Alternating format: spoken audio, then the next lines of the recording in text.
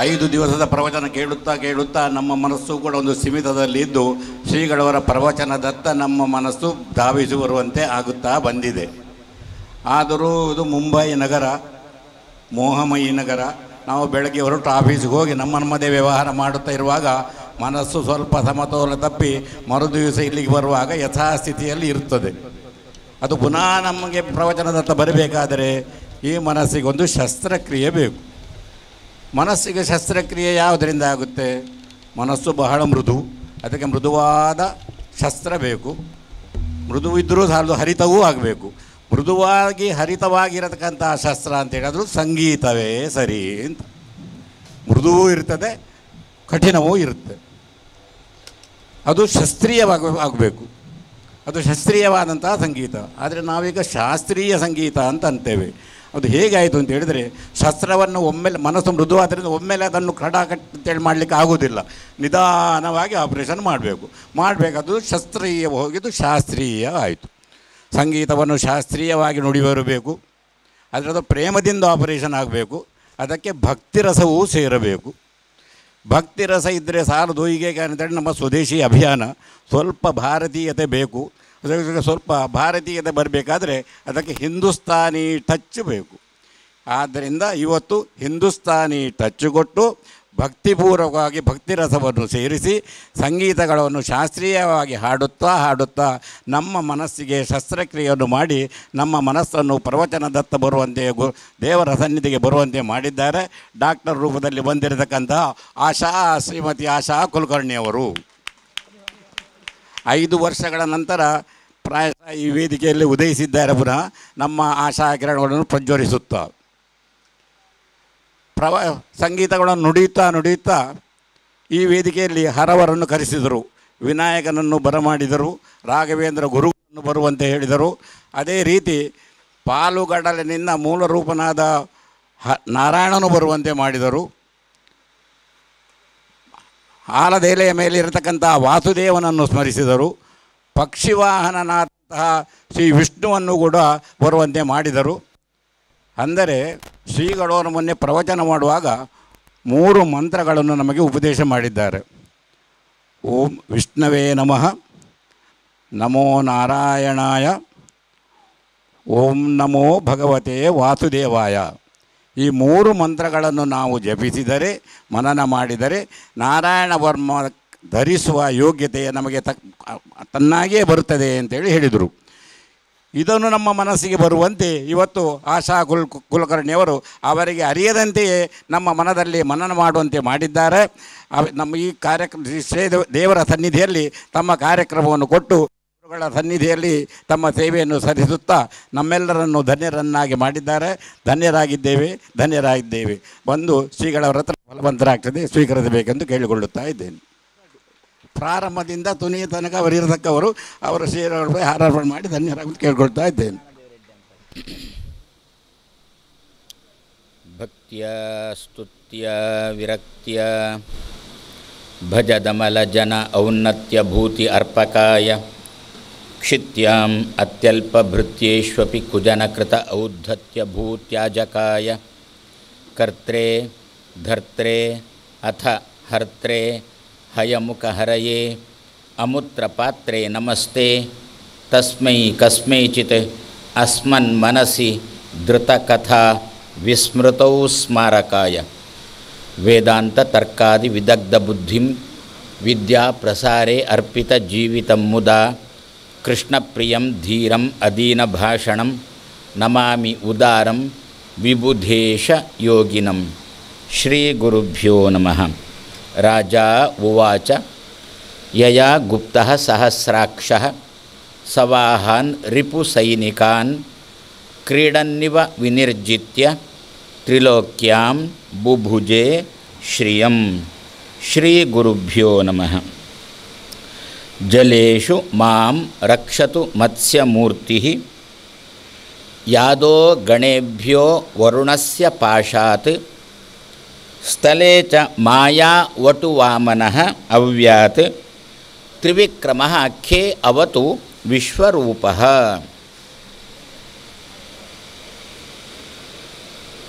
ಹರಿನಾಮಕ ಭಗವಂತನ ಕೈಯಲ್ಲಿರುವ 8 ಆಯುಧಗಳನ್ನು ಚಿಂತನೆ ಮಾಡಿಕೊಂಡು ಮುಂದೆ ನೀರಿಗೆ ಪ್ರವೇಶ ಮಾಡಿದ್ದೇವೆ. ಆ ಕೈಯಲ್ಲಿರುವ ಚಕ್ರದ ಬಗ್ಗೆ ಇನ್ನೊಂಚೂರು ನೋಡೋಣ. ಯಾವುದು ನಮ್ಮ ಜೀವನದಲ್ಲಿ ನಮಗೆ ಹೆಜ್ಜೆ ಹೆಜ್ಜೆಗೂ ಉಪಯೋಗ ಆಗುತ್ತೋ ಅಂತಹ ಚಕ್ರದ ಬಗ್ಗೆ ಸ್ವಲ್ಪ ನೋಡೋಣ. ಏನು ಅಂತ, ಕಂಸನ ಮನೆಯಲ್ಲಿ ಮಧುರೆಯಲ್ಲಿ ಭಗವಂತ ಕೃಷ್ಣನಾಗಿ ಅವತರಿಸಿದ. ವಸುದೇವ ಆ ಮಗುವನ್ನು ಹಿಡ್ಕೊಂಡು ನಂದಗೋಕುಲಕ್ಕೆ ಹೋಗಬೇಕು. ಇದು ಪೂರ್ವ ನಿಯೋಜಿತ ಕಾರ್ಯಕ್ರಮ. ವಸುದೇವನು ಅಲ್ಲಿಗೆ ಹೋಗಲಿಕ್ಕೆ ಸಾಧ್ಯ ಆಗ್ತಾ ಇಲ್ಲ. ಸೆರೆಮನೆಯಲ್ಲಿ ಬದ್ಧನಾಗಿದ್ದಾನೆ. ಬಾಗಿಲಿಗೆ ಬೀಗ ಹಾಕಿದೆ. ಸೇವಕರೆಲ್ಲ ಹೊರಗಿನಿಂದ ಇದ್ದಾರೆ. ರಾತ್ರಿ ಹೊತ್ತು ಧೋಂತ ಮಳೆ. ಇಷ್ಟೆಲ್ಲ ಇರುವಾಗ ಈ ಮಧ್ಯದಲ್ಲಿ ಹೋಗಬೇಕು, ಹೇಗೆ ಹೋಗಬೇಕು? ಇಂತಹ ಸಂದರ್ಭದಲ್ಲಿ ಸಹಾಯಕ್ಕೆ ಬಂದವಳೇ ಚಕ್ರದ ಅಭಿಮಾನಿನಿ ದುರ್ಗಾ. ಹೇಗೆ ಸಹಾಯಕ್ಕೆ ಬಂದಳು? ನಾವು ದುರ್ಗಾಳನ್ನು ಚಿಂತನೆ ಮಾಡುವಾಗ ತಮೋಭಿಮಾನಿನ್ಯೈ ದುರ್ಗಾಯೈ ನಮಃ ಅಂತೇವೆ. ಸತ್ವಗುಣಕ್ಕೆ ಶ್ರೀ, ರಜೋಗುಣಕ್ಕೆ ಭೂಮಿ, ತಮೋಗುಣಕ್ಕೆ ದುರ್ಗಾ. ತಮೋಗುಣದ ಕೆಲಸ ಏನು ಅಂತ ಕೇಳಿದರೆ ನಿದ್ದೆ. ಅಷ್ಟೂ ಜನ ಕಂಸನನ್ನು ಸೇರಿಸಿಕೊಂಡು ಎಲ್ಲರೂ ಕೂಡ ನಿದ್ದೆಗೆ ಶರಣು ಹೋದ್ರ, ಎಲ್ಲ ಮಲಗಿದ್ರ. ಯಾರು ಮಾಡಿದ್ದು? ಸ್ವಯಂ ದುರ್ಗೆ ಅವರ ಒಳಗೆ ಪ್ರವೇಶ ಮಾಡಿ ನಿದ್ರಾರೂಪದಿಂದ ಅವರಲ್ಲಿ ಸನ್ನಿಹಿತಳಾಗಿ ಅಷ್ಟೂ ಜನಕ್ಕೂ ನಿದ್ರೆ ಬರುವಂತೆ ಮಾಡಿದಳು. ಯಾರು? ದುರ್ಗೆ. ಯಾವುದರ ಅಭಿಮಾನಿನಿ? ತಮೋಭಿಮಾನಿನಿ. ಅವಳನ್ನೇ ಇನ್ನೊಂದು ಮುಖದಿಂದ ನೋಡುವುದು ಅಂತಾದರೆ ಚಕ್ರದ ಅಭಿಮಾನಿನಿ ದುರ್ಗಾ. ಭಗವಂತನ ಕೈಯಲ್ಲಿರತಕ್ಕಂಥ ಒಂದೊಂದು ಆಯುಧಕ್ಕೆ ಒಂದೊಂದು ಅಭಿಮಾನಿ ದೇವತೆಗಳು ಅಂತ ಇದ್ದಾರೆ. ಇವತ್ತು ಸಾಯಂಕಾಲ ಒಬ್ಬರು ಬಂದು ಪ್ರಶ್ನೆ ಮಾಡಿದರು. ಅವ್ರಿಗೆ ಉದ್ಯೋಗ ಮಾಡುವುದು ಏನು ಅಂತ ಕೇಳಿದರೆ ನಿಮ್ಮ ಆಂಗ್ಲ ಭಾಷೆಯಲ್ಲಿ ಹೇಳಿಬಿಡ್ತೇನೆ, ಪಕ್ಕ ಅರ್ಥ ಆಗುತ್ತೆ. ಎಲೆಕ್ಟ್ರಿಷಿಯನ್ ಅಂತೆ. ಅವ್ರ ಮೇಲೆ ಬಂದು ಪ್ರಶ್ನೆ ಮಾಡಿದರು. ಏನು ಅಂತ ಅವರ ಪ್ರಶ್ನೆ ಕೇಳುವ ಕ್ರಮ ನೋಡಿ ನನಗೆ ತುಂಬ ಸಂತೋಷ ಆಯಿತು. ಆದ್ದರಿಂದ ಉಪನ್ಯಾಸ 2 ಗಂಟೆ ಮಾಡೋಣ ಅಂತ ಉತ್ಸಾಹ ಬಂತು. ಆದರೆ ನೀವು ಹೇಳುವ ಮೊದಲು ಹೇಳಬೇಕು ಅಂತ ಸಂಕಲ್ಪ ಮಾಡಿದ್ದೇನೆ. ಆದ್ದರಿಂದ 3/4 ಗಂಟೆ, ಭಯಪಡಬೇಡಿ.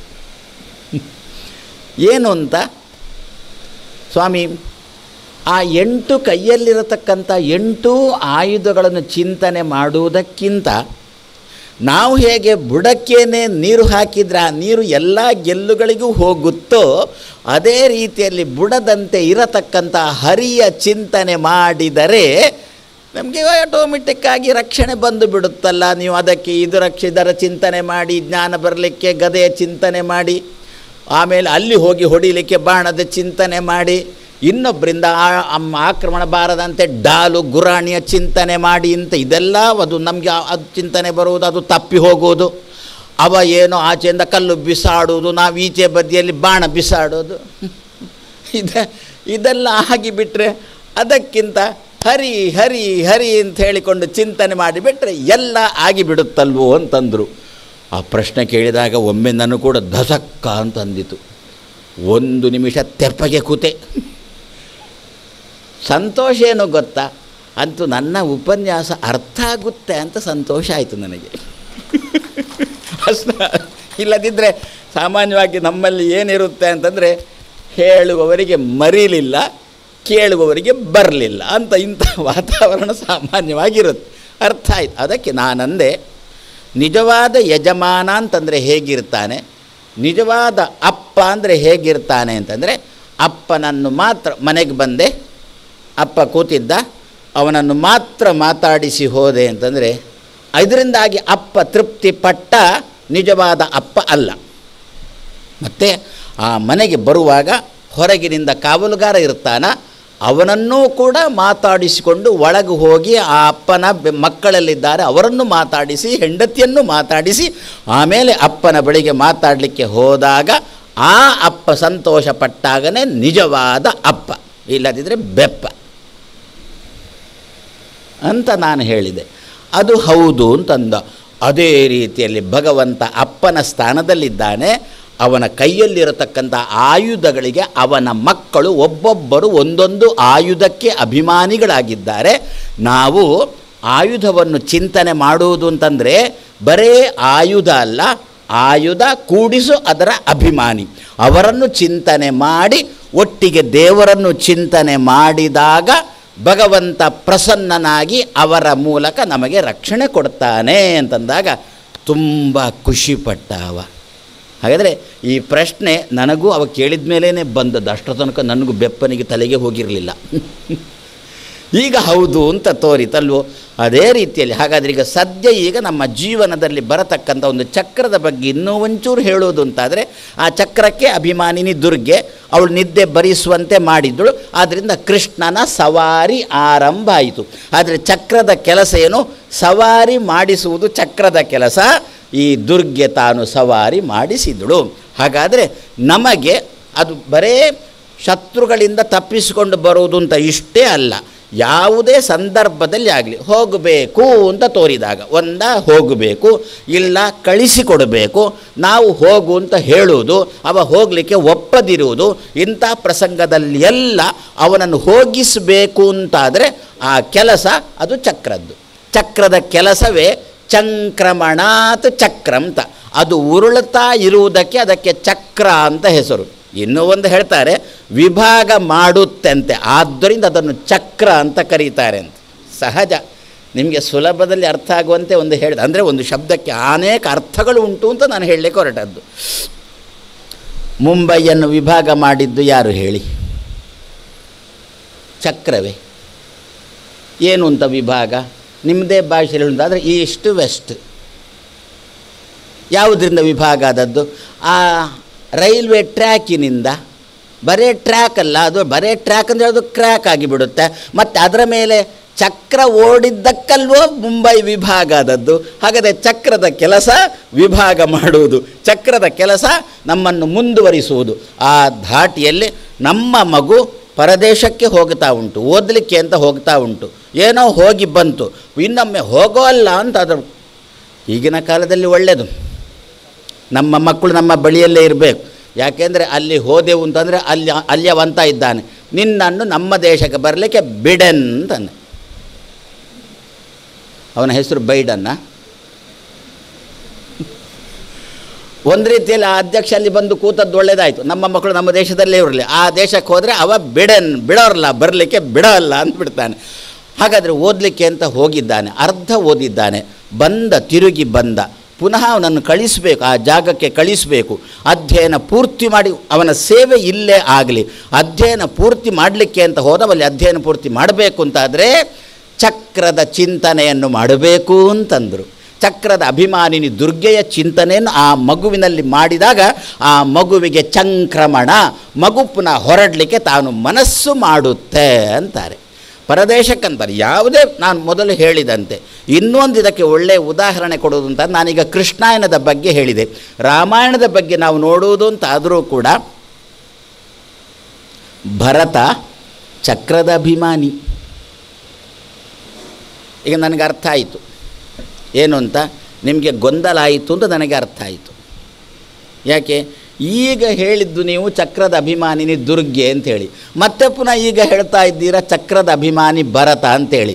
ಭರತನೂ ಚಕ್ರದ ಅಭಿಮಾನಿ, ದುರ್ಗೆಯೂ ಅಭಿಮಾನಿನಿ. ಇದಕ್ಕೆ ಉದಾಹರಣೆ ಕೊಡೋದು ಅಂತಾದರೆ, ಒಂದು ಮನೆ, ಆ ಯಜಮಾನಿಗೆ 4 ಮಕ್ಕಳು, 4 ಕೋಣೆ, 4 ಕೋಣೆಯಲ್ಲಿ 4 ಮಕ್ಕಳನ್ನು ತುಂಬಿಸಿದ್ದಾನೆ. ಅದರಲ್ಲಿ ಆ ಕೋಣೆಗೆ ಆ ಮಗುವೇ ಹೋಗಬೇಕು, ಅಪ್ಪ ಎಲ್ಲ ಕೋಣೆಗೂ ಹೋಗ್ಬೋದು. ಸಾಮಾನ್ಯವಾಗಿ ಉಂಟಾ ಇಂಥ ಒಂದು ಕ್ರಮ ನಮ್ಮ ಮನೆಗಳಲ್ಲಿ ಉಂಟಾ? ಅಕಸ್ಮಾತ್ ಅಣ್ಣನ ಕೋಣೆಗೆ ತಮ್ಮ ನುಗ್ಗಿದರೆ ಸುಗ್ರೀವನನ್ನು ಕಂಡಂತೆ ಮಾಡ್ತಾನೆ ಒಮ್ಮೊಮ್ಮೆ ವಾಲಿ. ಹಾಗಂತ ಅಪ್ಪ ಬಂದರೆ ಏನು ಮಾಡೋಲ್ಲ. ಹಾಗಾದರೆ ಮಕ್ಕಳಿಗೆ ಬೇರೆ ಬೇರೆ ಕೊಠಡಿ ಮಾಡಿ ಕೊಡ್ತೇವೆ, ಅಪ್ಪ ಅಮ್ಮ ಎಲ್ಲ ಕೊಠಡಿಗೂ ಹೋಗ್ತಾರೆ. ಅದೇ ರೀತಿಯಲ್ಲಿ ಭರತ ಅಂದರೆ ಪ್ರದ್ಯುಮ್ನ ಅಂದರೆ ಕಾಮ ಅಂತಂದರೆ ಲಕ್ಷ್ಮೀನಾರಾಯಣರ ಮಗ, ಅಂದರೆ ದುರ್ಗೆ ಮತ್ತು ಭಗವಂತನ ಮಕ್ಕಳು. ಆದ್ದರಿಂದ ಅವನು ಚಕ್ರದ ಅಭಿಮಾನಿ. ಶಂಖದ ಅಭಿಮಾನಿ ಇನ್ನೊಬ್ಬ ಅನಿರುದ್ಧ ಅಂತೇಳಿ, ಅವ ಶಂಖದ ಅಭಿಮಾನಿ. ಚಕ್ರದ ಅಭಿಮಾನಿ ಭರತ, ಶಂಖದ ಅಭಿಮಾನಿ ಶತ್ರುಘ್ನ, ಚಕ್ರದ ಅಭಿಮಾನಿ ಕಾಮ ಪ್ರದ್ಯುಮ್ನ, ಶಂಖದ ಅಭಿಮಾನಿ ಅನಿರುದ್ಧ, ಅವರಿಗೆ ತಾಯಿಯ ಸ್ಥಾನದಲ್ಲಿ ಇರತಕ್ಕಂಥವಳು ದುರ್ಗೆ, ಅವಳು ಚಕ್ರಕ್ಕೂ ಅಭಿಮಾನಿನಿ ಶಂಖಕ್ಕೂ ಅಭಿಮಾನಿ. ಆದರೆ ಮಕ್ಕಳನ್ನು ತೆಗೆದುಕೊಂಡ್ರೆ ಭರತ ಚಕ್ರದ ಅಭಿಮಾನಿಯಲ್ಲೋ, ರಾಮಚಂದ್ರ ತಾನು ಪರಂಧಾಮಕ್ಕೆ ಪ್ರವೇಶ ಮಾಡುವಾಗ ಎಲ್ಲರನ್ನು ಬನ್ನಿ ಬನ್ನಿ ಬನ್ನಿ ಅಂತ ಹೇಳಿ ತಾನು ಹೋಗ್ತಾ ಇರುವಾಗ ಅವನ ಎರಡು ಬದಿಯಲ್ಲಿ ಭರತ ಶತ್ರುಘ್ನರು ಚಕ್ರ ಶಂಖ ಹಿಡ್ಕೊಂಡು ನಿಂತರು. ಬಲಬದಿಯಲ್ಲಿ ಭರತ ಚಕ್ರವನ್ನು ಹಿಡ್ಕೊಂಡು ನಿಂತ, ಎಡಬದಿಯಲ್ಲಿ ಶತ್ರುಘ್ನ ಶಂಖವನ್ನು ಹಿಡ್ಕೊಂಡು ನಿಂತ. ರಾಮಚಂದ್ರನ ಪ್ರಯಾಣ ಆರಂಭ ಆಗಿದೆ. ಹಾಗಾದರೆ ಚಕ್ರದ ಅಭಿಮಾನಿ ಭರತ ಅಲ್ವೋ? ಚಕ್ರದ ಅಭಿಮಾನಿ ಭರತ ಏನು ಮಾಡಿದ ಗೊತ್ತಾ? ರಾಮಚಂದ್ರನಲ್ಲಿ ಸಂಚಾರ ಆಗುವಂತೆ ಮಾಡಿದ. ಈಗ ಹೇಳಿದ್ದೇನೆ ನಾನು, ನಮ್ಮಲ್ಲಿ ಸಂಚಾರ ಯೋಗ್ಯ ಜಾಗಕ್ಕೆ ಹೋಗಬೇಕಾದಂಥ ಸಂದರ್ಭದಲ್ಲಿ ಯಾವ ವ್ಯಕ್ತಿ ಹೋಗಲೇಬೇಕೋ ಅವನಲ್ಲಿ ಸಂಚಾರ ಉಂಟು ಮಾಡಿಸತಕ್ಕಂಥ ಕೆಲಸ ಚಕ್ರದ್ದು ಅಂತ. ರಾಮಚಂದ್ರನಲ್ಲಿ ಸಂಚಾರವನ್ನು ಉಂಟು ಮಾಡಿಸಿದಂತಹ ತಾಕತ್ತು ಭರತನಿಗೆ. ಸ್ವಲ್ಪ ಲೌಕಿಕವಾಗಿ ನೋಡೋಣ ಇದನ್ನು. ರಾಮಚಂದ್ರ ಪೂರಾ ದೇವರು ಅಂತ ಈಗ ಚಿಂತನೆ ಮಾಡುವುದು ಬೇಡ, ಸ್ವಲ್ಪ ಅಣ್ಣ ತಮ್ಮಂದರು ಅಂತ. ರಾಮಚಂದ್ರ ಎಲ್ಲಿಗೆ ಹೊರಟ? ಕಾಡಿಗೆ ಹೊರಟ. ರಾಮಚಂದ್ರ ಕಾಡಿಗೆ ಹೋಗುವುದಕ್ಕೋಸ್ಕರನೇ ಭೂಮಿಗೆ ಬಂದವ ಹೊರತು ನಾಡಲ್ಲಿ ಕೊಡುವುದಕ್ಕೋಸ್ಕರ ಬಂದವ ಅಲ್ಲ. ಸಕಲ ಸುರಗಣಾಪ್ಯಾಯನಂ ಕರ್ತುಂ ರಾಮದೇವ ತ್ರಿದಶ ಮುನಿಕೃತೆ ಅರಣ್ಯಂ ವಿವೇಶ. ತ್ರಿದಶ ಮುನಿಕೃತೆ. ಕಾಡಲ್ಲಿ ಋಷಿಮುನಿಗಳು ಒದ್ದಾಡ್ತಾ ಇದ್ದಾರೆ, ದೇವತೆಗಳು ಸಂಕಟ ಪಡ್ತಾ ಇದ್ದಾರೆ. ಅವರ ಸಂಕಟ ನಿವಾರಣೆ ಮಾಡುವ ಉದ್ದೇಶದಿಂದ ರಾಮಚಂದ್ರ ಅಯೋಧ್ಯೆಯಲ್ಲಿ ಅವತಾರ ಮಾಡಿದ್ದು ವಿನಃ ನಾಡಲ್ಲೇ ಕೊಡಬೇಕು ಅಂತ ರಾಮಚಂದ್ರ ಬಂದವ ಅಲ್ಲ. ಅವನನ್ನು ಎಲ್ಲಿಗೆ ಕಳಿಸ್ಬೇಕೀಗ? ಕಾಡಿಗೆ ಕಳಿಸಬೇಕು. ಋಷಿಮುನಿಗಳು ಬೊಬ್ಬಿಡ್ತಾ ಇದ್ದಾರೆ, ರಾಮಚಂದ್ರ ಬಾ ಬಾ ಬಾ ಅಂತ ಬೊಬ್ಬಿಡ್ತಾ ಇದ್ದಾರೆ. ರಾವಣನ ಉಪಟಳ ಸಹಿಸಲಿಕ್ಕಾಗೋದಿಲ್ಲ, ಬಾ ಅಂತ ಬೊಬ್ಬಿಡ್ತಾ ಇದ್ದಾರೆ. ಆವಾಗ ಋಷಿಗಳೆಲ್ಲ ಚಕ್ರನಾಗಿರತಕ್ಕಂಥ ಭರತನನ್ನು ಚಿಂತನೆ ಮಾಡಿದ್ರಂತೆ. ಚಕ್ರವನ್ನು ಹಿಡಿತದಲ್ಲಿಟ್ಟುಕೊಂಡಿರತಕ್ಕಂಥ ಭರತನ ಚಿಂತನೆ ಮಾಡಿದ್ರಂತೆ. ರಾಮಚಂದ್ರ ದಬದಬ ದಬದಬ ಅಂತ ರಾಮಚಂದ್ರ ಚಂಕ್ರಮಣ ಆರಂಭ ಆಯಿತು. ರಾಮಚಂದ್ರ ವನಪ್ರವೇಶ ಮಾಡಿದ. ಏನು ಸಂಬಂಧ ಅದಕ್ಕಿದಕ್ಕೂ? ಒಂದು ವೇಳೆ ದಶರಥ ರಾಮಚಂದ್ರನಿಗೆ ಪಟ್ಟಾಭಿಷೇಕದ ವ್ಯವಸ್ಥೆ ಮಾಡುವಾಗ ಭರತನು ಅಲ್ಲೇ ಇದ್ದದ್ದಾಗಿದ್ದರೆ, ಇನ್ನು ನೀವೇ ಆಲೋಚನೆ ಮಾಡಿ. ದಶರಥ ಪಟ್ಟಾಭಿಷೇಕಕ್ಕೆ ಸಿದ್ಧತೆ ಮಾಡಿದನ? ಎಷ್ಟು ಸಿದ್ಧತೆ ಮಾಡಿದ ಅಂತಂದರೆ ನಾಳೆ ಪಟ್ಟಾಭಿಷೇಕ ಅಂತ. ಇವತ್ತೇ ಎಲ್ಲ ಅದಕ್ಕೆ ಬೇಕಾಗಿರತಕ್ಕಂಥ ಮಂತ್ರಿಗಳನ್ನೆಲ್ಲ ಕರೆದು ಇವತ್ತೇ ಮಾತಾಡುವುದವ. ನಾಳೆ ಒಳ್ಳೆಯ ಮುಹೂರ್ತ ಇದೆ. ರಾಮಚಂದ್ರನ ಪುನರ್ವಸು ನಕ್ಷತ್ರ ಜನ್ಮ, ನಾಳೆ ಪುಷ್ಯ ನಕ್ಷತ್ರ ಸಂಪತ್ತಾರೆ. ಆದ್ದರಿಂದ ನಾಳೆನೇ ಪಟ್ಟಾಭಿಷೇಕ ಮಾಡಿ ಮುಗಿಸೋಣ. ಪುನಃ ಅದಕ್ಕೆ ಪ್ರಮಾಣ ಶುಭಸ್ಯ ಶೀಘ್ರಂ. ಒಳ್ಳೆಯ ಕೆಲಸ ಯಾವಾಗಲೂ ಬೇಗ ಬೇಗ ಮಾಡಬೇಕು ಅಂತಿರೋದು, ಅದನ್ನು ಮಾಡಿಬಿಡೋಣ ಅಂತಂದ. ಒಂದು ವೇಳೆ ಅವ ಎಲ್ಲರನ್ನೂ ಸೇರಿಸಿಕೊಂಡು, ಯಾರನ್ನು?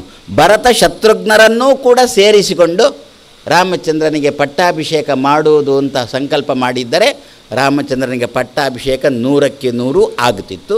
ರಾಮಚಂದ್ರ ಕಾಡಿಗೆ ಹೋಗುವ ಪ್ರಸಂಗವೇ ತಪ್ಪುತ್ತಿತ್ತು. ಭರತ ಹೋಗಿ ಅಜ್ಜನ ಮನೆಯಲ್ಲಿ ಕೂತ. ಚಕ್ರದ ಅಭಿಮಾನಿ ಭರತ ಹೋಗಿ ಅಜ್ಜನ ಮನೆಯಲ್ಲಿ ಕೂತ. ರಾಮಚಂದ್ರ ಕಾಡಿಗೆ ನಡೆದಾಡಿಕೊಂಡು ಬಂದ. ಭರತ ಇರ್ತಿದ್ದರೆ ರಾಮಚಂದ್ರ ಕಾಡಿಗೆ ಬರುವ ಪ್ರಸಂಗ ಇಲ್ಲ.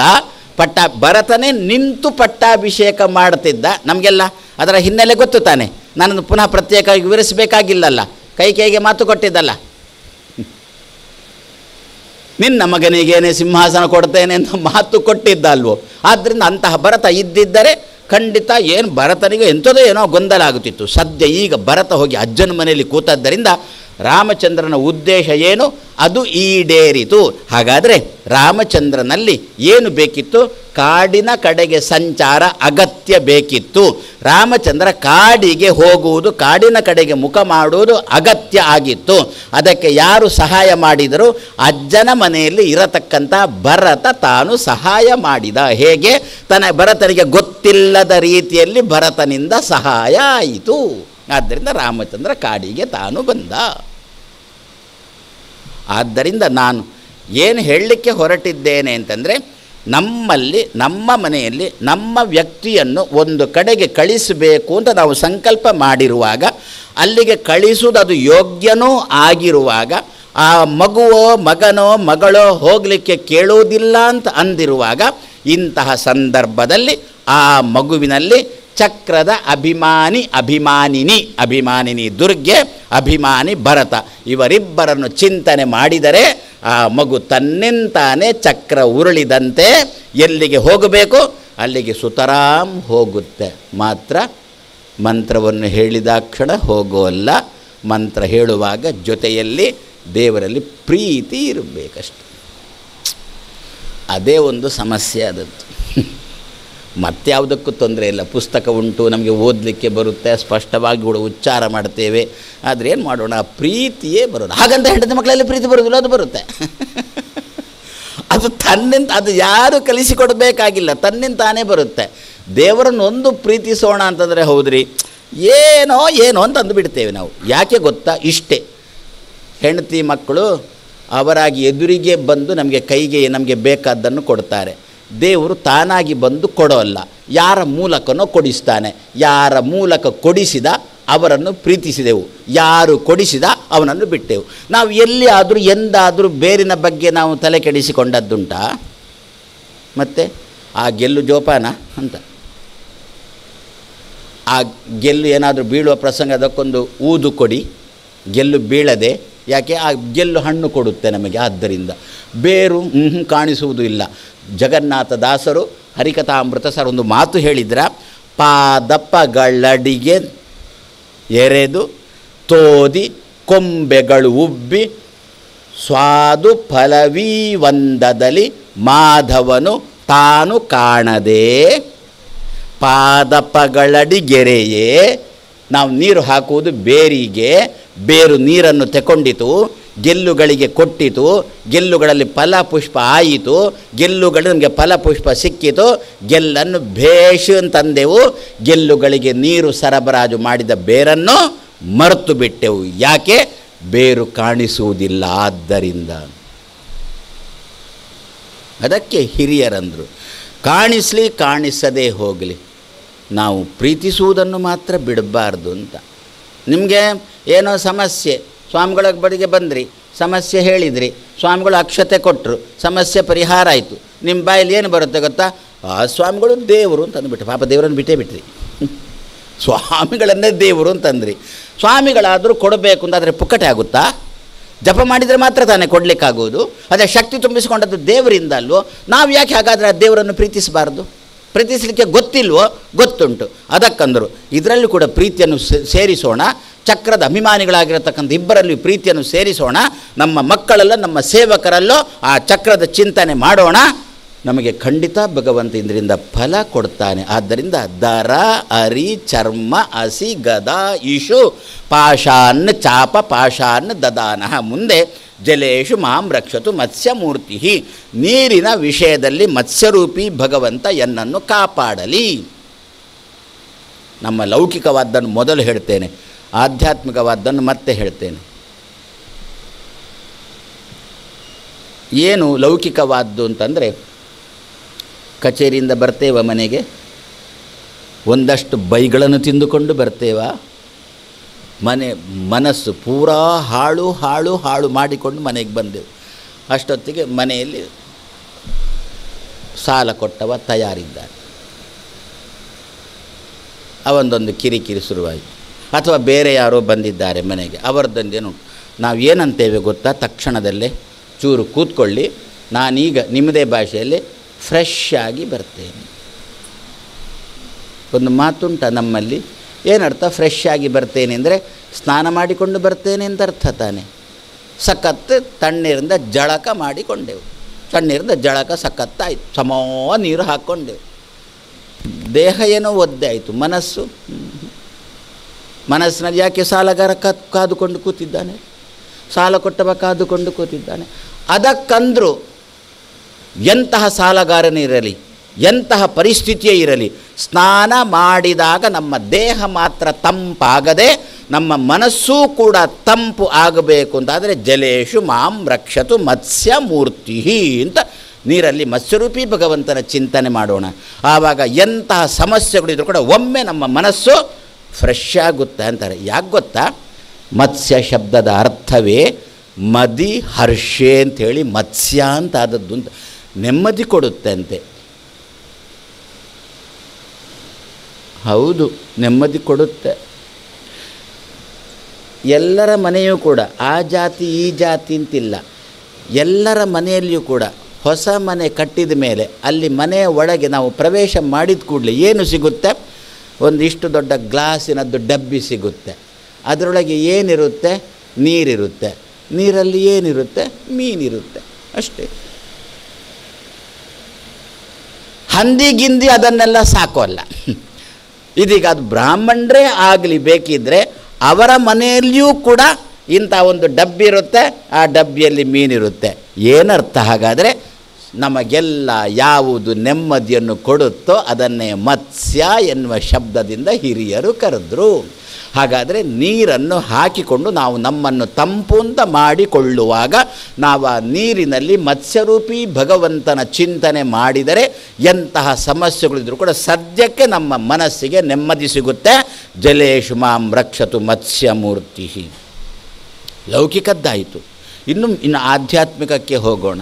ನಮ್ಮಲ್ಲಿ ಕೆಲವರಿಗೆ ದುರಭ್ಯಾಸ ಇದೆ. ಏನು ಗೊತ್ತಾ? ಒಂದು ನೀರಲ್ಲಿ ಉಗುಳುವುದು, ನೀರಲ್ಲಿ ಸೀನುವುದಂದರೆ ಗೊತ್ತಾ? ಸಿಂಬಳ ಹಾಕುವುದು. ನೀರಿಗೆ ಬಾಯಿಗೆ ಹಾಕ್ಕೊಂಡೆವು, ನೀರಿಗೆ ಉಗುಳಿದೆವು. ಇನ್ನೂ ಒಂದು ಉಂಟು, ಏನು ಗೊತ್ತಾ?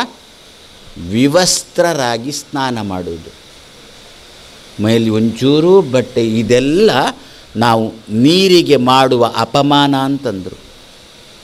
ನಾವು ಪುರಾಣದಲ್ಲಿ ಓದಿದ್ದೇವಾ ಏನು ಅಂತ? ಇಂದ್ರ ಪಾಪಗಳನ್ನು ವಿಭಾಗ ಮಾಡುವಾಗ ಅವನಿಗೆ ಪಾಪ ಬಂತ. ಒಬ್ಬ ಬ್ರಾಹ್ಮಣನನ್ನು ಸಂಹಾರ ಮಾಡಿದ್ದಕ್ಕೆ ಇಂದ್ರನಿಗೆ ಪಾಪ ಬಂದ ಪಾಪವನ್ನು ವಿಭಾಗ ಮಾಡಿದ್ನ. ವಿಭಾಗ ಮಾಡಿ ಎಲ್ಲೆಲ್ಲಿ ಹಂಚಿದ? ಸ್ವಲ್ಪ ಭಾಗವನ್ನು ನೀರಲ್ಲಿ ಹಾಕಿದ. ನೀರು ಅಭಿಮಾನಿ ಕೇಳಿತಂತೆ, ಅಯ್ಯೋ ದೇವರೇ, ಯಾಕಪ್ಪ ನನ್ನ ಮೇಲೆ ಪಾಪ ಹಾಕಿದ್ದೆ? ಬೇಜಾರು ಮಾಡಬೇಡ, ನಿನ್ನಲ್ಲಿ ಪಾಪ ಇಟ್ಟಿದ್ದೇನೆ, ಅದನ್ನು ಇಂಥವರಿಗೆ ಕೊಡು ಅಂತಂದ. ಎಂಥವರಿಗೆ ಅಂತ ನೀರು ಕೇಳಿದ, ಅಭಿಮಾನಿ ಕೇಳಿದ. ಅದಕ್ಕಂದಿತು, ಯಾರು ನಿನ್ನಲ್ಲಿ ಉಗುಳ್ತಾರೋ, ಯಾರು ನಿನ್ನಲ್ಲಿ ಸೀನುತ್ತಾರೋ, ಯಾರು ವಿವಸ್ತ್ರರಾಗಿ ಸ್ನಾನ ಮಾಡ್ತಾರೋ ಅವರಿಗೆ ಈ ಪಾಪ ಹೋಗಲಿ ಅಂತಂದಾಗ ಈಗ ಆ ವರುಣ ಕೇಳ್ತಾನೆ ಅಂತ, ಇನ್ನೂ ಇದ್ದರೆ ಕೊಡು ಪಾಪ ಅಂತ. ಯಾಕೆಂದರೆ ಅಷ್ಟು ಜನ ಇದ್ದಾರೆ ನೀರಲ್ಲಿ ಸೀನುವವರು, ನೀರಲ್ಲಿ ಉಗುಳುವವರು. ಆದರೆ ಎಷ್ಟೋ ಕೆಲವು ವಿಷಯಗಳು ನಮಗೆ ಗೊತ್ತಿಲ್ಲದೆ ಆಗುತ್ತಲ್ಲ. ಇದು ತುಂಬ ಸೂಕ್ಷ್ಮ ಅಲ್ವೋ? ಇನ್ನೂ ಬೇಕಾ? ಮನೆಗೆ ಅತಿಥಿಗಳು ಬಂದರು, ದಿಢೀರಂತ ಬಂದರು. ನಮ್ಮ ಸಂಸ್ಕೃತಿ ಏನು? ಬಂದಂಥ ಅತಿಥಿಗಳಿಗೆ ಬಾಯಾರಿಕೆ ಕೊಡು ನಮ್ಮ ಸಂಸ್ಕೃತಿ. ಅದೆಲ್ಲ ಕಾಲಕೂಟ ಪಿಯೂಷ ಮಿಶ್ರ ಮಾಡಿ ಕೊಡುವುದಲ್ಲ. ಹಿಂದಿನ ಕಾಲದಲ್ಲಿ ಕಾಲಕೂಟ ಅಂದರೆ ಕಾಪಿ ಪುಡಿ, ಪಿಯೂಷ ಅಂದರೆ ಹಾಲು, ಎರಡನ್ನು ಸೇರಿಸಿ ಕಾಪಿ ಅಷ್ಟೇ. ಪಿಯೂಷ ಅಂತೇಳಿ ಅಮೃತಕ್ಕೆ ಹೆಸರು. ಅಂದರೆ ಕಾಲಕೂಟ, ಕಾಲಕೂಟ ಅಂದರೆ ಕಾಪಿ ಪುಡಿ. ಅದನ್ನು ಮಿಶ್ರ ಮಾಡಿ ಕೊಡ್ತೇವೆ, ನಾವು ಶುದ್ಧ ಹಾಲನ್ನು ಕೊಡೋಲ್ಲ. ಆದರೂ ಹಿಂದಿನ ಕಾಲದಲ್ಲಿ ಶುದ್ಧವಾದ ಹಾಲನ್ನು ಕೊಡ್ತಿದ್ರ? ಪಾಪ ಹಾಲು ಕಮ್ಮಿ ಉಂಟು, ಅತಿಥಿಗಳು ಜಾಸ್ತಿ ಇದ್ದಾರೆ. ಆವಾಗ ನಮ್ಮಲ್ಲಿಗೊಂದು ಬುದ್ಧಿವಂತಿಕೆ ಉಂಟು. ಏನು ಗೊತ್ತಾ? ಸ್ವಲ್ಪ ಹಾಲನ್ನು ತುಂಬ ಎತ್ತರದಲ್ಲಿ ಹೀಗೆ ಮಾಡಿದರೆ ಸರಿ. ಲೋಟದಲ್ಲಿ ತುಂಬ ಆಯಿತು, ಕೊಂಡೋಗಿ ಕೊಟ್ಟೆವು. ಬಾಯಿಗಿಟ್ಟ, ಬಳ್ಳಾರಿ ಬೋರ್ವೆಲ್ ಅಂತೆ, ನೀರೇ ಬರಲಿಲ್ಲ. ಮತ್ತು ಸುರುಕು ಅಂತಂತಾನೆ. ಸುಮಾರಾಗಿ ಅರ್ಧ ಮುಕ್ಕಾಲು ಲೋಟ ಮುಗಿದ ಮೇಲೆ ಮತ್ತೆ ಹಾಲು ಬಾಯಿಗೆ ಬರಲಿಕ್ಕೆ ಶುರುವಾಯಿತು. ಅಷ್ಟರ ತನಕ ಇದ್ದದ್ದೇನು? ಅಷ್ಟೊಂದು ಇದ್ದದ್ದು ನೊರೆ. ಹಿರಿಯರಂದರು ಆ ನೊರೆಯಲ್ಲಿ ಪಾಪ ಸೇರಿಕೊಂಡಿದೆ ಅಂತಂದರು. ಅದೇ ನೊರೆ ಹೋಗಿ ಮಧ್ಯದಲ್ಲಿ ಕೂತದ್ದು ಗೊತ್ತಾ? ಮಧ್ಯದಲ್ಲಿ ಅಂತಂದರೆ ಆಚೆ ಈಚೆ, ಮಧ್ಯದಲ್ಲಿ ಅಂತ ಅರ್ಥ ಅಲ್ಲ. ಮತ್ತೆ ನಿಮ್ಮದು ಆಲ್ಕೋಹಾಲ್ ನಿಮಗೆ ಮೊದಲು ನಾನು ಮಧ್ಯದಲ್ಲಿ ಅಂತಂದಾಗ ಬದಿಯಲ್ಲಿ ಅಲ್ಲಿ ಅಂತೆ, ಮಧ್ಯದಲ್ಲಿ ಅಂತ ಆ ಮಧ್ಯ ಅಲ್ಲ. ಆದರೂ ಒಂದು ಸಲ ಹೇಳಿದ್ದೇನೆ, ಯಾಕೆ ಅದಕ್ಕೆ ಮಧ್ಯ ಅಂತ ಹೆಸರು ಅಂತಂದರೆ ಆಚೆ ಮನೆಯೂ ಅಲ್ಲ, ಈಚೆ ಚರಂಡಿಯೂ ಅಲ್ಲ, ರಸ್ತೆ ಮಧ್ಯ, ಅದಕ್ಕೋಸ್ಕರ ಮಧ್ಯದಲ್ಲಿ ಅಂತ ಹೆಸರು ಬಂದದ್ದಂತೆ ಅದಕ್ಕೆ. ಹಾಗಾದರೆ ಇದೆಲ್ಲ ನಾವು ನೀರಿಗೆ ಸಂಬಂಧಪಟ್ಟು, ದ್ರವ ಪದಾರ್ಥಗಳಿಗೆ ಸಂಬಂಧಪಟ್ಟು ಮಾಡತಕ್ಕಂಥ ಪಾಪಗಳು. ಈ ಎಲ್ಲ ಪಾಪಗಳಿಂದ ನಮ್ಮನ್ನು ಮತ್ಸ್ಯರೂಪಿ ಭಗವಂತ ಕಾಪಾಡಲಿ. ಎಷ್ಟೋ ಸಂದರ್ಭದಲ್ಲಿ ಗೊತ್ತಿದ್ದೋ ಗೊತ್ತಿಲ್ಲದೆ ನಮ್ಮಂದು ನಡೆಯುತ್ತೆ, ಪ್ರಾರಬ್ಧ ಕರ್ಮಕ್ಕೆ ಅನುಗುಣವಾಗಿ ನಮ್ಮಿಂದ ನಡೆಯುತ್ತೆ. ಇಂತಹ ಸಂದರ್ಭದಲ್ಲಿ ಹೇ ಭಗವನ್, ಏನೋ ಗೊತ್ತಿಲ್ಲದೆ ಮಾಡಿದೆ, ನಂತರ ನಮ್ಮ ಪ್ರಾರ್ಥನೆ ಏನೋ ಗೊತ್ತಿಲ್ಲದೆ ಮಾಡಿದೆ, ಹೇ ಮತ್ಸ್ಯರೂಪಿ ಭಗವನ್, ಆ ಪಾಪವನ್ನು ಕಮ್ಮಿ ಮಾಡೋ, ಪಾಪವನ್ನು ತೆಗಿಯೋ, ಪಾಪವನ್ನು ತೆಗೆದು ನನಗೆ ಸ್ವಲ್ಪ ದುಃಖವನ್ನು ಕಮ್ಮಿ ಮಾಡೋ ಅಂಥೇಳಿ ದೇವರಲ್ಲಿ ಮಾಡತಕ್ಕಂಥ ಪ್ರಾರ್ಥನೆ ಜಲೇಶು ಮಾಂ ರಕ್ಷತು ಮತ್ಸ್ಯ ಮೂರ್ತಿ. ಇನ್ನೂ ನಮ್ಮಲ್ಲಿ ಕೆಟ್ಟ ಎಷ್ಟು ಕೆಡುಕುತನ ಉಂಟು ನಮ್ಮಲ್ಲಿ ಅಂತಂದರೆ, ನಮ್ಮನ್ನು ನೋಡುವಾಗ ನಾವು ಮಾನವರೋ ದಾನವರೋ ಅಂತ ತೋರುದು ಅಂಥ ಪ್ರಸಂಗ ನಮ್ಮಲ್ಲಿದೆ. ಏನು, ಗಾಡಿಯಲ್ಲಿ ಹೋಗ್ತಿರ್ತೇವೆ, ಅಪಘಾತ ಆಯಿತು, ಪಾಪ ಬಿದ್ದ, ಅರ್ಧ ಜೀವ ಆಗಿದ್ದಾನೆ, ತುಂಬ ಹೊಡೆತ ಬಿದ್ದಿದೆ, ಜನ ಸೇರ್ತಾರೆ ಸಹಜ.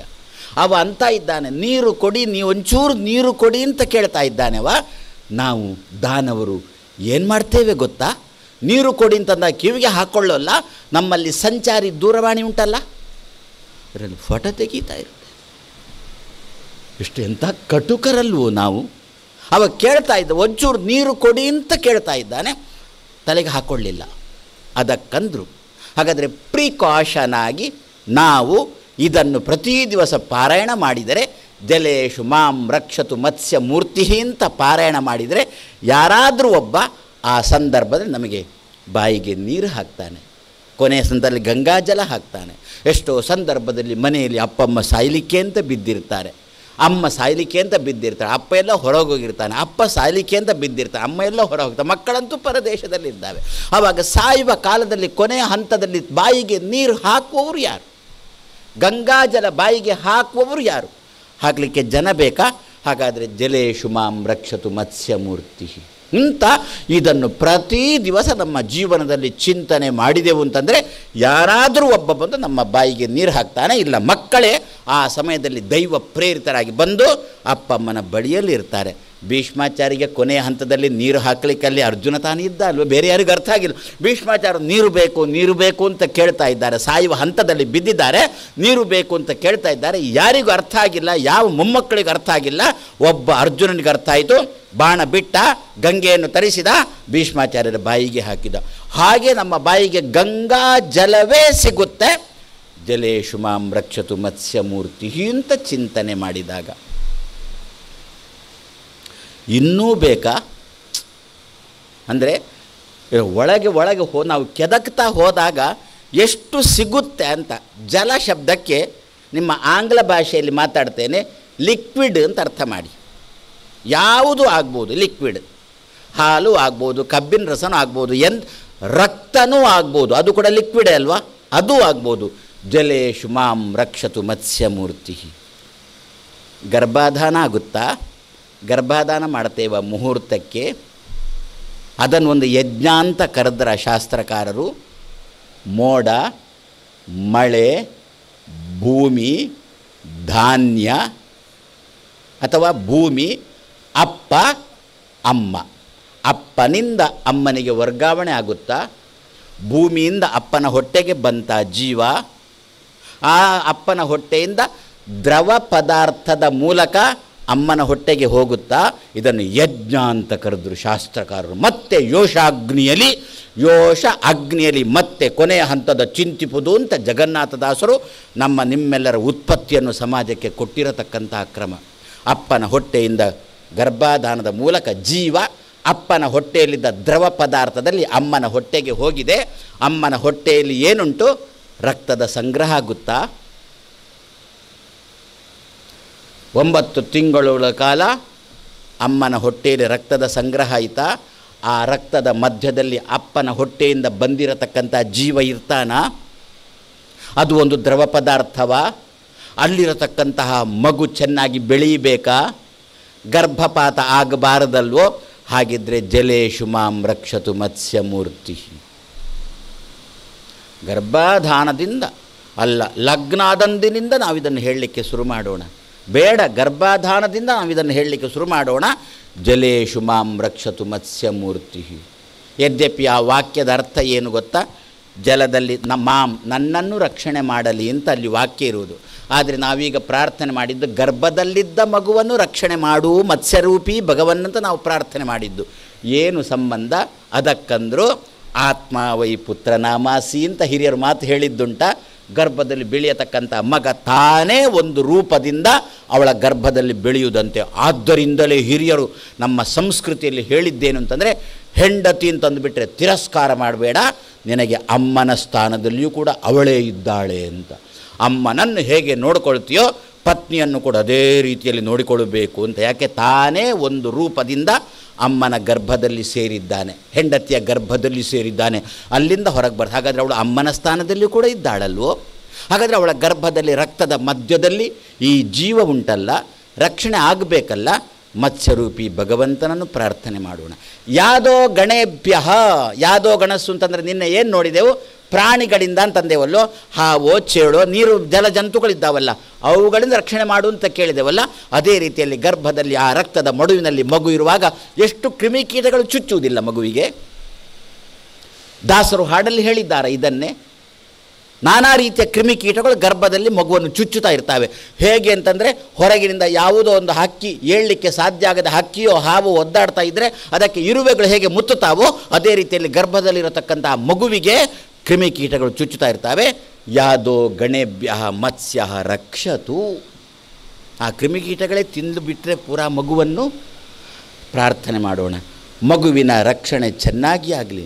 ಯಾದೋ ಗಣೇಭ್ಯೋ ರಕ್ಷತು ವರುಣಸ್ಯ ಪಾಶಾತ್. ಮತ್ತೊಂದುಂಟಲ್ಲಿ, ನಿನ್ನೆ ನಾನೊಂದು ಮಾತಂದಿದ್ದೆ, ಈ ಜಲಜಂತುಗಳೇ ವರುಣನ ಪಾಶ ಅಂತ ನಿನ್ನೆ ಅಂದಿದ್ದೆ. ಈಗ ಬೇರೆ ಮಾಡೋಣ, ಜಲಜಂತುಗಳು ಬೇರೆ ಮಾಡೋಣ, ಕ್ರಿಮಿಕೀಟಗಳು ಬೇರೆ ಮಾಡೋಣ, ಪಾಶ ಬೇರೆ ಮಾಡೋಣ. ಕ್ರಿಮಿಕೀಟಗಳು ಗೊತ್ತಾಯ್ತು, ಈಗ ಹೇಳಿದೆ ಗರ್ಭದಲ್ಲಿ. ಪಾಶ ಏನು? ಪಾಶ ಮತ್ತೆ ಯಾವುದು ಅಲ್ಲ, ಕರುಳ ಬಳ್ಳಿ ಅಂತ ಒಂದುಂಟಾ, ಅದು ಮಗುವಿಗೆ ಸುತ್ತಿಕೊಂಡಿರುತ್ತಾ. ಎಷ್ಟೋ ಸಂದರ್ಭದಲ್ಲಿ ಕರುಳ ಬಳ್ಳಿ ಸುತ್ತಿಕೊಂಡು ಮಗು ಸಾಯುವ ಪ್ರಸಂಗ ಉಂಟಾ. ಮಗು ತಾಯಿಯ ಗರ್ಭದಿಂದ ಬಂತು, ಕರುಳ ಬಳ್ಳಿ ಸುತ್ತಿಕೊಂಡಿರುತ್ತೆ, ಪುರೋಹಿತರು ಬರಬೇಕು, ವೈದಿಕ ಮಂತ್ರ ಹೇಳಬೇಕು, ಅವರು ಆ ಕರುಳ ಬಳ್ಳಿಗೆ ಕತ್ತರಿ ಹಾಕಬೇಕು, ಅಪ್ಪ ಕತ್ತರಿ ಹಾಕಬೇಕು. ಆಮೇಲೆ ಆಮೆ ಅಂದರೆ ಪುರುಡು, ಜಾತಾಶೌಚ ಮತ್ತೆ ಶುರುವಾಯಿತು. ಮಗು ಹುಟ್ಟಿದ ಕೂಡಲೇ ಜಾತಾಶೌಚ ಶುರುವಾಗೋಲ್ಲ, ಕರುಳ ಬಳ್ಳಿಗೆ ಕತ್ತರಿ ಹಾಕಿದ ಮೇಲೆ ಜಾತಾಶೌಚ ಆರಂಭ. ನಿಮ್ಮಲ್ಲಿ ಅದನ್ನು ಪುರುಡು ಅಂತ ಕರೀತೀರಿ ಕಾಣುತ್ತೆ, ಅಥವಾ ಜಾತಾಶೌಚ ಅಂತ ಕರೀತೀರಿ ಕಾಣುತ್ತೆ. ನಮ್ಮಲ್ಲಿ ದಕ್ಷಿಣ ಕನ್ನಡ ಉಡುಪಿಯಲ್ಲಿ ಅದನ್ನು ಅಮೆ ಎನ್ನುವ ಶಬ್ದದಿಂದ ಕರೀತಾರೆ. ಅದು ಸಂಸ್ಕೃತ ಶಬ್ದ ಅಮೆ ಎನ್ನುವುದು ಚೆನ್ನಾಗಿ ಉಂಟು. ಯಾವಾಗ ಕರುಳ ಬಳ್ಳಿಗೆ ಕತ್ತರಿ ಬಿತ್ತೋ ಆವಾಗ ಜಾತಾಶೌಚ ಆರಂಭ ಆಯ್ತಲ್ಲ, ಅಮೆ ಅಂತ ಆರಂಭ ಆಯ್ತಲ್ಲ. ಏನಂತೆ? ಅಮ್ಮ ಹೇಳುವುದಂತೆ, ಕರುಳ ಬಳ್ಳಿಗೆ ಕತ್ತರಿ ಹಾಕಿದ ಮೇಲೆ ನೀನು ಮೇ ನ ಅಮೆ, ನ ಮೇ ಅಮೆ, ನೀನು ನನಗೆ ಸಂಬಂಧಪಟ್ಟವಲ್ಲ, ನಿಂದು ಪಾಡು ನಿನಗೆ, ನನ್ನ ನಿನ್ನ ತಲೆಗೆ ನಿನ್ನ ಕೈ, ಎನ್ ತಲೆಗೆ ಎನ್ ಕೈ. ಸಂಸ್ಕೃತ ಶಬ್ದ ಚೆನ್ನಾಗಿ ಉಂಟಲ್ಲ ಅಮೆ ಅನ್ನತಕ್ಕಂಥದ್ದು. ಹಾಗಾದರೆ ಎಷ್ಟೋ ಮಕ್ಕಳು ಕರುಳ ಬಳ್ಳಿ ಕುತ್ತಿಗೆಗೋ ಎಲ್ಲಿಗೋ ಸುತ್ತಿಕೊಂಡು ಮಗು ಸಾಯುವ ಪ್ರಸಂಗ ಉಂಟಾ. ವರುಣಸ್ಯ ಪಾಶಾತ್ ಮತ್ಸ್ಯರೂಪ ರಕ್ಷತು ಮಾಂ. ನನ್ನ ಮಗುವನ್ನು ರಕ್ಷಣೆ, ನನ್ನ ವಂಶದ ಕುಡಿಯನ್ನು ರಕ್ಷಣೆ ಮಾಡಲಿ ಅಂತ ಹೇಳಿಕೊಂಡು ಬರೇ ನಾವು ನದಿ ದಾಟುವಾಗ ಮಾತ್ರ ಪ್ರಾರ್ಥನೆಗಿದ್ದದ್ದಲ್ಲ, ನಮ್ಮ ವಂಶ ಬೆಳಿಬೇಕಾದರೂ ಕೂಡ ಜಲೇಶು ಮಾಂ ರಕ್ಷತು ಮತ್ಸ್ಯಮೂರ್ತಿ ಅಂಥೇಳಿ ಹೀಗೆ ಪ್ರತಿ ದಿವಸ ಭಗವಂತನ ಮೇಲೆ, ಮೀನಿನ ಮೇಲೆ, ಮತ್ಸ್ಯರೂಪಿ ಭಗವಂತನ ಮೇಲೆ ಪ್ರೀತಿಯಿಂದ ನಾವು ಪ್ರತಿ ದಿವಸವನ್ನು ಪಾರಾಯಣ ಮಾಡಿದೆವು ಅಂತಂದರೆ ನಮ್ಮ ವಂಶ ಚೆನ್ನಾಗಿ ಬೆಳೆಯುತ್ತೆ, ಗರ್ಭಪಾತಾದಿಗಳಾಗತಕ್ಕಂಥ ಪ್ರಸಂಗ ತಪ್ಪುತ್ತೆ ಎನ್ನುವಲ್ಲಿಗೆ ಇಂದಿನ ಮಾತನ್ನು ಮುಗಿಸ್ತಾ ನಾಳೆ ಸಾಯಂಕಾಲ ಪುನಃ ಸೇರೋಣ.